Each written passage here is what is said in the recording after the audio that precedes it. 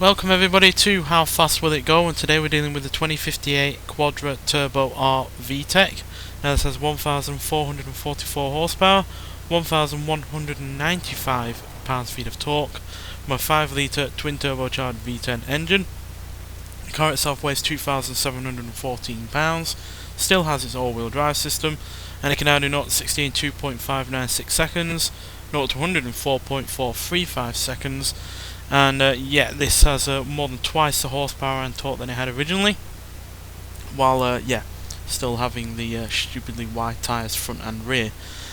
Upgrading wise, we couldn't do all that much in terms of handling upgrades to this car, so yeah, the tyres are as wide as they were originally. They've got the same tread, the suspension is I think pretty much the same, and yeah, the brakes are largely the same as well, so yeah, handling wise it's not going to be all that great, but it does weigh very little, and yeah, it's got nearly 1500 horsepower, so it's hardly going to be a slouch in terms of what it can do in terms of speed, but it's whether or not you can actually handle the power and the speed at the same time as you know, going around the corners, dealing with any road conditions that we're going to be coming up against. So yeah, I just hope it's not a bit of a glass cannon in terms of getting its top speed, but nonetheless, let's get out onto the open road and see what this car can do.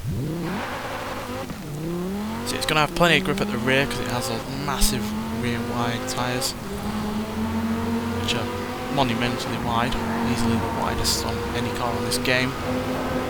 And yeah, there was a little bit of deliberation over whether or not this is a V10 or a V8, but as you'll hear in a second, this is easily a V10, so I'll just let you hear it.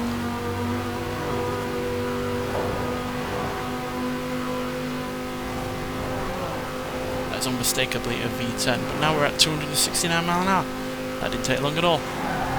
It does look like we've got some revs left, so we'll hopefully get even higher than that. But yeah, it's unmistakably a V10 sounding engine. I think it didn't quite sound like it in its stock form because it was quite low revving, and the turbochargers might have muted it a little bit, but with the engine upgrades we've given it, it certainly freed the engine noise within this car. Because it does rev a lot higher than it did originally, while having a larger amount of cubic capacity as well. So yeah, 269 is our current top speed for this vehicle, which is pretty damn good. I doubt any of the other fictional vehicles that we have on this game will be able to match that. Because the Warthog, for instance, can only do about 130 in stock form, and the Quartz Regalias, one of which is a massive off-road vehicle, so we won't be able to match this either, I doubt. So yeah, even if it's not going to be the fastest car that we've had on this series, it's certainly going to be the fastest fictional car that we've had on this series.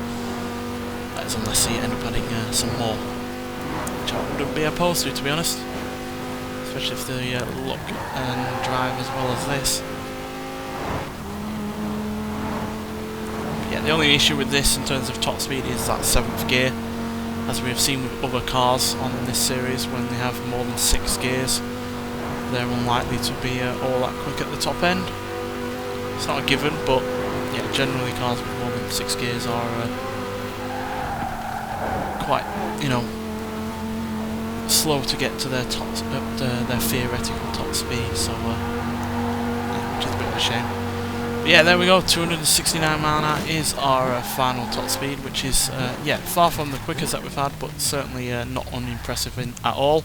And yeah, the handling wasn't anywhere near as much of an issue as I was anticipating, and it's managed to match a Lamborghini Murcielago, a Lamborghini Diablo GTR, a Lotus 11, a Saleen S7, a Pagani Zonda Cinque Roadster, a Porsche 911 reimagined by Singer, a Porsche 911 GT3 RS, the Formula Drift and Nissan 370Z, and it's beaten the Ford GT, the Mercedes AMG E63S, the Mitsubishi Starion ESIR, Moser MT900S, the Morgan Aero GT, and Alfa Romeo 8C Competizione.